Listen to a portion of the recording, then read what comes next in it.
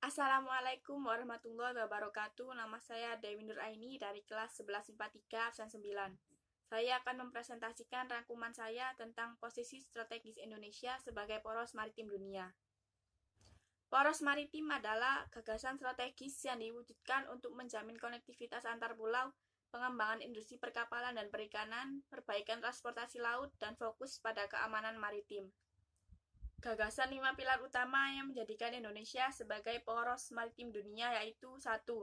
Pembangunan kembali budaya maritim Indonesia. 2. Komitmen menjaga dan mengelola sumber daya laut dengan fokus membangun kedaulatan pangan laut melalui industri perikanan dengan menempatkan nelayan sebagai pilar utama. 3. Komitmen mendorong pengembangan infrastruktur dan konektivitas maritim dengan membangun tol laut, pelabuhan laut, logistik, dan industri perkapalan serta pariwisata maritim. 4. Diplomasi maritim yang mengajak semua mitra Indonesia untuk bekerja sama pada bidang kelautan. 5. Pembangunan kekuatan pertahanan maritim. Letak dan luas Indonesia. Luas total Indonesia yaitu 5.180.053 km persegi dengan luas laut sebesar 3.257.483 km persegi. Sedangkan luas darat sebesar 1.922.570 km persegi. Letak astronomis Indonesia yaitu 6 derajat lintang utara sampai 11 derajat lintang selatan dan 95 derajat bujur timur sampai 141 derajat bujur timur. Dampak dari letak astronomis tersebut yaitu 1. Beriklim tropis. 2. Sinar matahari sepanjang tahun. 3. Penguapan tinggi sehingga kelembapan udara tinggi. 4. Curah hujan tinggi. 5. Memiliki tanah yang subur. 6. Terdapat hutan hujan tropis yang luas dengan nilai ekonomi yang tinggi. 7. Terdapat 3 daerah waktu. Letak geologis Indonesia.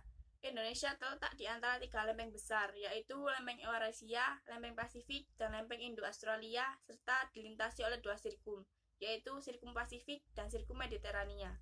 Dampak dari letak geologis tersebut adalah 1. Potensi gempa tinggi. 2. Banyak terdapat gunung api.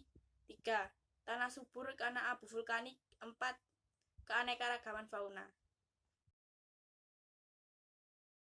Letak geografis Indonesia. Indonesia terletak di antara 2 benua yaitu Asia dan Australia serta 2 samudra yaitu Hindia dan Pasifik.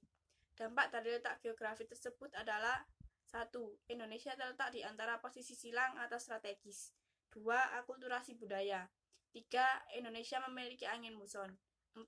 Terdapat 2 musim yaitu musim hujan dan musim kemarau.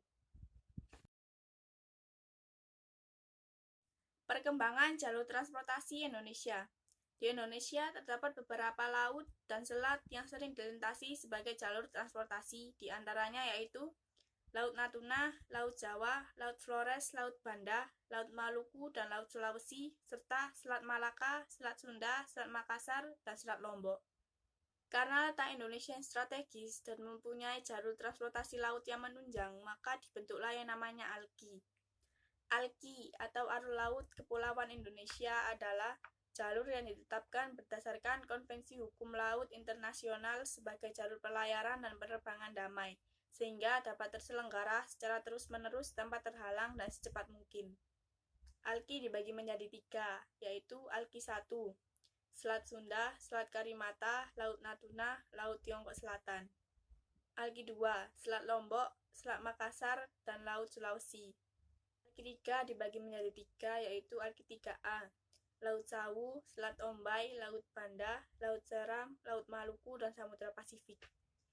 ALKI 3B, Laut Timur, Selat Leti, Laut Banda, Laut Seram, Laut Maluku, dan Samudra Pasifik. ALKI 3C, Laut Arafuru, Laut Banda, Laut Seram, Laut Maluku, dan Samudra Pasifik. Sekian dari saya. Terima kasih. Assalamualaikum warahmatullahi wabarakatuh.